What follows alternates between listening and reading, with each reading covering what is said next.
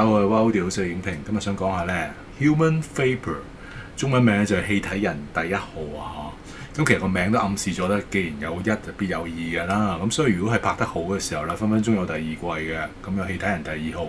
咁其實咧，如果講翻段故咧，呢個60年代嘅時候咧已經有黑白電影㗎。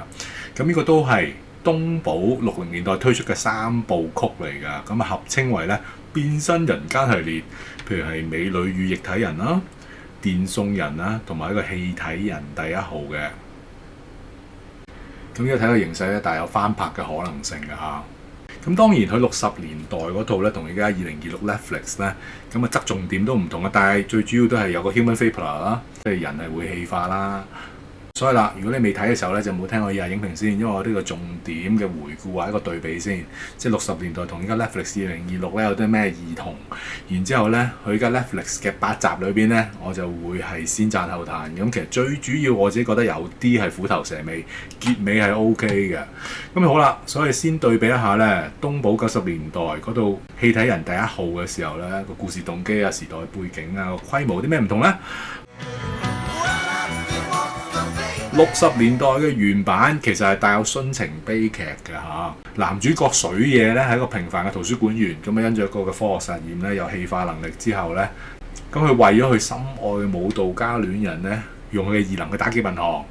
咁今次咧就冇咗呢一個嘅設定啦，咁啊一改為咩咧？個氣體人內田雅樂係一個秘密人體實驗嘅受害者嚟㗎，所以佢而家咧佢要嘅殺戮目標咧其實就係復仇嘅啫。要對迫害過去嘅財閥啊、黑道啊，同埋啲高官咧係痛下殺手咁樣，所以個故事嘅方向係唔同嘅。咁但係個異能都係變咗氣體啦。時代背景同埋社會議題咧，60年代嘅60年代版本咧，其實嗰時都係社會動盪啦，可能藉咗一個超能力咧，就向嗰個當權者咧係宣戰咁樣㗎。咁依家都有少少嘅，因為有一個高官啊嘛。咁但係同一時間咧，佢所探討嘅議題都闊啲嘅，譬如而家會講到直播文化、追流量啊，會講到演算法一啲嘅亂象啊，或者社會底層就被剝削呢啲咧，題材上面咧其實係更加 update 嘅。咁最後演員陣容梗係絕對唔同啦。咁60年代版本咧，導演就係哥斯拉之父本多豬四郎執導嘅，而 Netflix 特別係咩咧？而家 Netflix 版本咧，編劇咧就係《屍殺列車》導演岩上浩嘅。咁 Netflix 版本嘅導演咧就係細望村片山慎三執導。咁小栗旬咧係飾演個刑警啦，蒼井優咧就飾演個新聞記者㗎。咁氣體人咧就係男星本木雅弘嘅仔所飾演，咁裏邊咧都有足嘅內豐啊！睇佢都唔似啊嘛，真係老咗好多，同埋佢又留咗鬚啊、長頭髮啊。咁最後講個特技特效，60年代版本咧，梗係即係都係靠實體模型啊，或者傳統光學喺個菲林上面畫嘢咧，代表嗰個氣化啦。咁呢個經典 B 級科幻風格，咁其實你中意特攝片咧，其實都得意嘅60年代。咁佢 Netflix 依家咧就係用哥斯拉負一團隊嘅嚇，所以其實嗰個特技效果應該係讚嘅地方係好唔錯嘅，尤其是你由氣化慢慢變咗做人咧，嗰啲嘅骨啊、血肉啊，慢慢係去到皮膚嗰種嘅表達咧，生翻出嚟嗰個表達係好唔錯嘅。好啦，時間關係咧，就去到嗰個影評嗰方面啦。咁我自己覺得咧8集咧，咁頭嗰4集其實好睇嘅，因為喺度鋪陳緊個故事啦，塑造緊個角色嘅性格啦、強弱啦、關係。咁但係咧，我自己覺得咧，就去到中段嘅時候咧，可能到第4集嘅時候，就慢慢咧就數得多啲 bugs 嘅。我自己覺得有一樣啦，我引例子嘅。咁所以如果你未睇嘅時候咧，咁啊盡量都唔好睇住我嘅影評。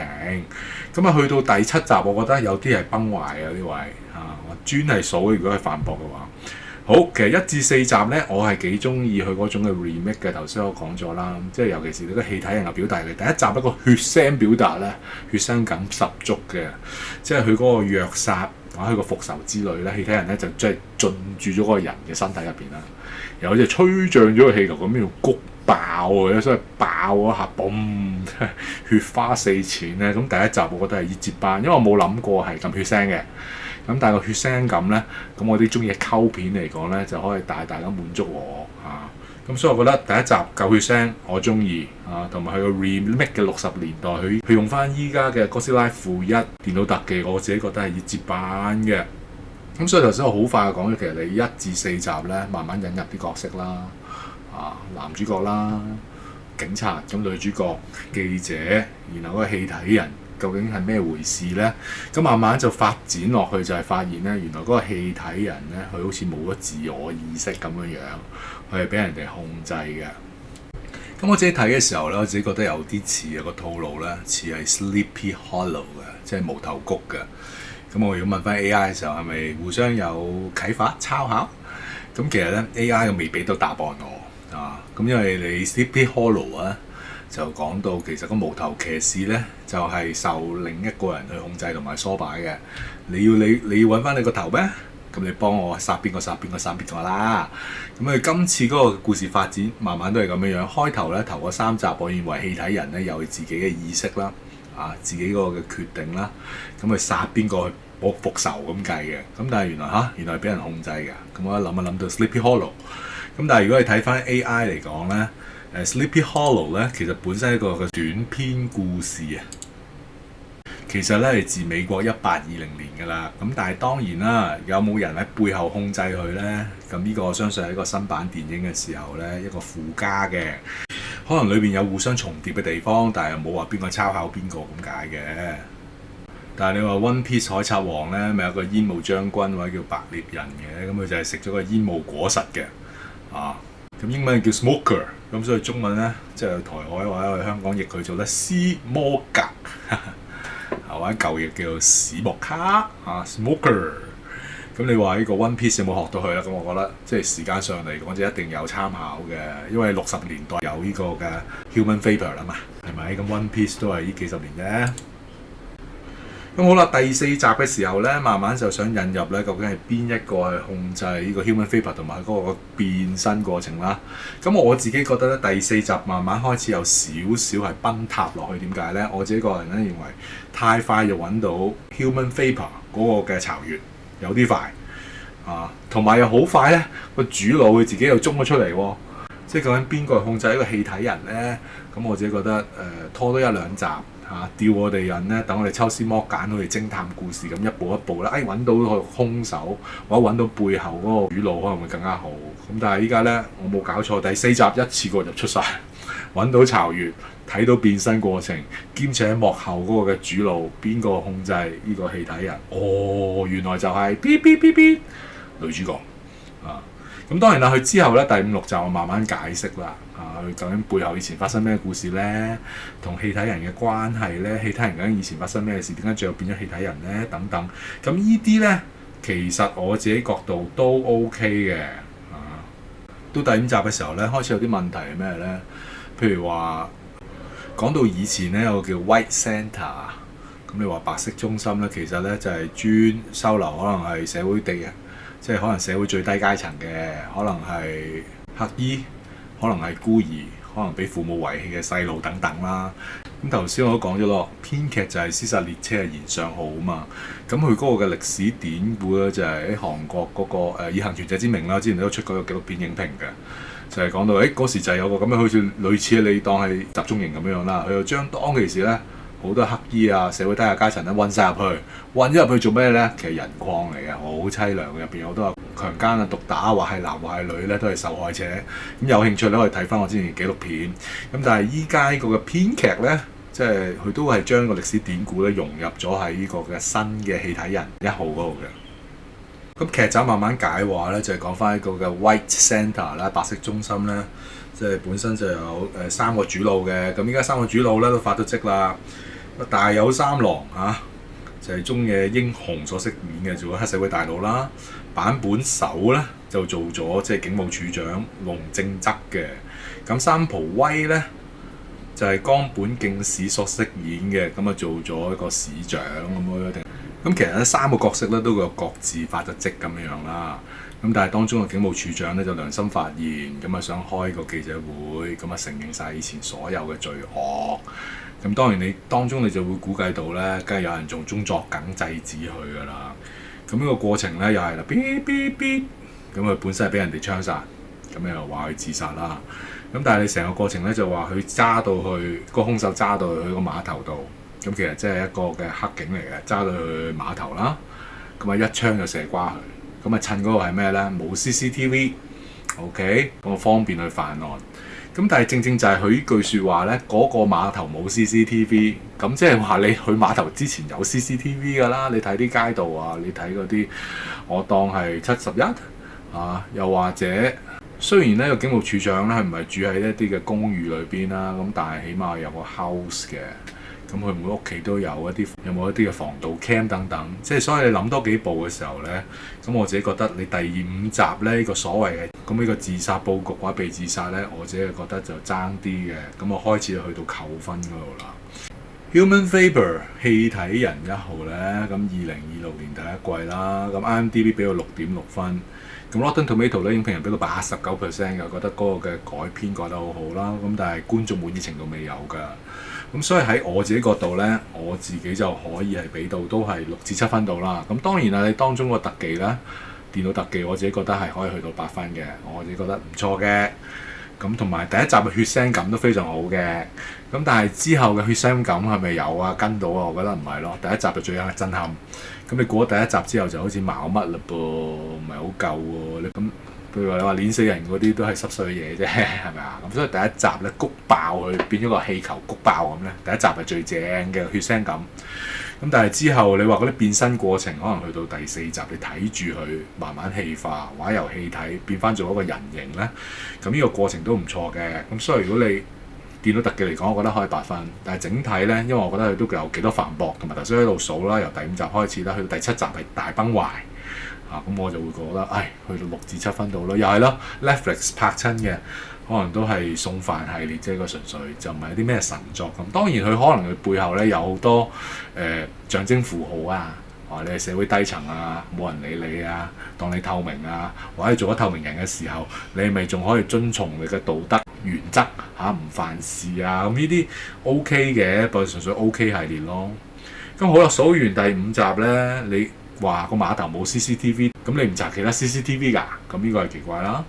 咁啊第6集嘅時候呢，有探討到究竟係即係如果氣體人逆手啦，咁你到另一個咧，好似可以 remote control 咁，你一個人控制，我覺得呢個編排係好嘅，但係我又覺得轉得唔係好夠入。咁到第7集啊，我自己覺得咧就較劇情有啲嘅崩壞，尤其是睇得繁駁係咩咧？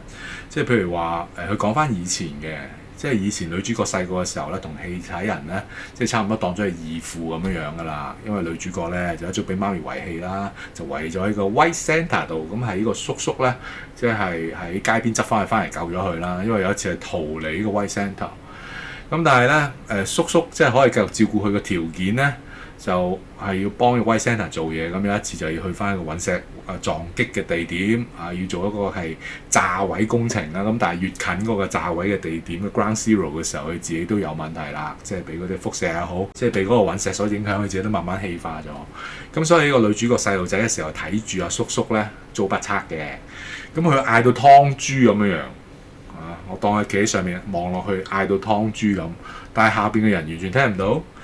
咁我自己覺得呢個位係有啲奇怪嘅。咁然後佢冇人聽到佢嗌到湯豬啦，咁亦都冇人捉住咧呢個即係細路仔嘅時候嘅女主角啦。仲有就係咧第7集又講翻轉頭咧，即係女主角點樣即係誤打誤撞就用咗氣體人去殺人咧咁原來就去到其中一個嘅老大屋企咁誤打誤撞之後就命令氣體人攆佢逼供咁諸如此類啦。咁最後真係嬲得滯咧，就叫個氣體人殺咗佢咁樣嘅。但係問題就係你殺人還殺人啦，你做乜捉住嗰個死屍雙腳咧？咁你會留低你自己嘅生物特徵各方面噶嘛？咁呢個又講唔通啦。咁然後你整到好似自殺咁樣，又係講唔通。咁點解咧？因為嗰個係 apartment 嚟嘅，應該唔係 house 嘅，因為喺走廊敲門啊嘛。咁你明我下步講咩啦？你經過 secure， 可能你經過唔同嘅 cam， 即係差人一 check cam 就知道你係去過呢個老大屋企，而之後呢個老大自殺喎。咁你咪最後一個見咗老大嘅人先咁呢個講唔通，佢竟然走得甩女主角，冇可能噶嘛！無論係嗰個 apartment 之前嘅 cam 走唔甩啦，又或者佢只係捉住嗰個嘅腦帶雙腳喺度拖條絲咧，又令到佢好似係自殺咁樣。你都唔知留低幾多條毛、幾多頭髮、你嘅指毛等等。佢又冇交代到佢識抹指毛喎，呢啲好奇怪啦。仲有第7集我最唔滿意係咩咧？佢講翻依家嘅時間線啦，即係倒敍完之後翻翻去依家嘅時間線咧。咁佢哋咧就想翻翻去咧氣體人咧，佢嗰個嘅巢穴度啦。咁想攞翻咧嗰個 YouTuber 有一部 cam 放喺度嘅，咁就會偷影到咧其中一個高官啦。佢就其實命令氣體人個苦肉計自己整自己。咁其實第7集呢個過程一睇都知係苦肉計啦。你點會女主角唔明啊？明唔明我意思啊？即係明明嗰個高官咧就命令氣體人咧就要殺咗2個 YouTubers 嘅兄妹啊嘛。咁你妹妹都未被成功殺死嘅時候，咁啊就去到佢嗰個嘅競選中心裏邊咯。咁你都知道一定有嘢嘅啊。咁呢個高官一定有問題嘅。咁但係成件事好似傻下傻下，仲未知道高官自編自導自演啦。唔知係咪我聰明得滯，定係有編劇編寫得簡單得滯啦？咁我一個位係唔滿意嘅。咁最後就係咧，當佢哋想揾翻部 cam， 因為影住咗個高官咧，命令氣體人嗱，你同我咧去我個競選中心咧，就唔好懟冧咁多人懟冧2件啦，唔好殺到我喎。咁有呢個 cam 拍住嘅。咁我都 check 翻咧，佢嗰部嘢好似 GoPro，咁亦都有咧motion detector 嘅，係喐先會拍嘅。咁冇理由部機放喺度成幾日或者2個禮拜仲有電噶嘛。咁唯一呢個解釋都算啦，你有人嘅時候先拍。咁好啦，你攞部機。有男主角警察啦，有女主角記者啦，然後仲有個女 YouTuber 啦，3個人，好搞笑嘅喎一幕。哇！啲黑道嚟啦，快啲走啦！佢哋3個走緊嘅喎。由女主角就話啦：男主角你留低，我諗到個 plan。咁男主角留低就點啊？俾人打到 PK 咯，俾人打到 PK 喎！你個咩 plan 嚟㗎？又冇事。最好笑就係咧，成班黑道圍住個男主角，警察揼到去 PK 嘅時候咧。咁男主角仲可以叫女主角去走咁你真係當嗰班黑道真係盲嘅，你明唔明我意思？好古怪嗰個位，嗰個位係哇！我覺得全劇嘅最大嘅敗筆嚟嘅。你點可以喺從旁走得甩？即係旁若無人，咁其他人又係唔知道。仲有就係佢女主角叫個男主角留低祭旗咧，揼到飛起嗰個真係好笑，佢又冇事喎。咁呢個講唔通啦，係啊，嗰個位係冇可能，真係超級冇可能。所以到第8集嘅時候咧，當你有咁多衰人仲未被收拾嘅時候，可能有個高官啦，可能頭先我講到其中一個黑警啦，殺咗個警務處長嗰個啦，即係我覺得，因為第8集就好趕啊，突然間哇一次過去解釋所有嘢啦，個黑警又忍唔住喺人面前咧要槍殺男主角，呢啲多餘嘅。正常嚟講陰陰濕濕你點會喺個走廊度舉槍咁樣啊？所以向住佢後腦咁一樣都有 cam 啊嘛，係咪啊？邊會咁樣明目張膽啊？所以嗰個奸警或黑警咧，你咁快要咁明顯、咁公開地殺人，嗰個又唔合理啦。咁然後政客要跳樓，呢度又係啦。佢因為真係抵受唔住壓力啦，因為嗰段片黃咗啦嘛，喺互聯網嗰度咧被公開啦嘛。咁佢抵受唔住壓力咧，就諗住一死了之嘅。咁佢死跳落去，男主角係點做啊？衝埋去捉 Q 住佢啊嘛，2隻手捉住佢喎。但係冇嘢扶冇嘢剩喎，你諗下嗰度力有幾大咁？哇！男主角係超人啊！又最後點啊？你唔信嘅話，仲有就係單手添仲黐線嘅嗰條友，我計佢150磅，你單手拉150磅係好誇張嘅一件事嚟嘅喎，你明我意思啊？仲要單手垂吊咁樣變咗而家，你仲要 hold 咁耐喎，其實唔 make sense 㗎成件事。你嗰個視覺效果嚟講係好睇，咁最後仲可以成班人一齊拉翻佢上嚟添。但係你第一因佢跌落去，你衝前仲可以衝得切，然後就2隻手拉住佢，嗰係冇可能，應該成個男主角都拖埋落去嘅。咁你再男主角單手再拉，咁又係冇可能。我覺得呢啲真係非常離譜，所以我點解會6分至7分之間可以送飯就咁解啦。開頭嗰4集係 OK 嘅，但係慢慢一路數落去大崩壞。咁當然啦，去到最後嘅時候呢，個結局其實我覺得都有意思嘅。咁佢以前60年代呢，即係個愛情嗰個悲劇咁樣啦。咁佢依家呢，就冇咁負面嘅。我覺得呢個嘅結局都唔錯嘅。即係簡單嚟講，就係女主角好似生死未卜咁。咁但係其實話俾你聽，佢咪變咗係氣體人2號咁樣咯。佢亦都有咧，即係以前東寶三部曲嗰種嘅感覺嘅，即係女主角嘅現身咧，佢好似係隱形誘惑啦、空氣人啦，你睇佢唔到啊嘛，同埋愛的枷鎖啦，咁係去揾翻阿男主角咁樣嘅，好似三合一咁樣嘅設定。咁我覺得佢咁樣嘅致敬啊，或者一個即係有少少嘅餘韻都係件好事嚟嘅。咁但係頭先我所數到嗰啲嘅反駁咧，我真係頂佢唔順。有啲人會覺得睇戲咧唔好博古咁樣。喂大佬，但係太過分啊嘛！你嗰啲係刑警嚟噶嘛，即係當嗰啲刑警低能嘅咩？我係咁噶嘛。如果你歡迎上分享咧，或者你當我係觀眾，或者你當我係觀眾低能咁唔得噶嘛。如果你歡迎上分享咧，請 like、share、subscribe，多謝各位，拜拜。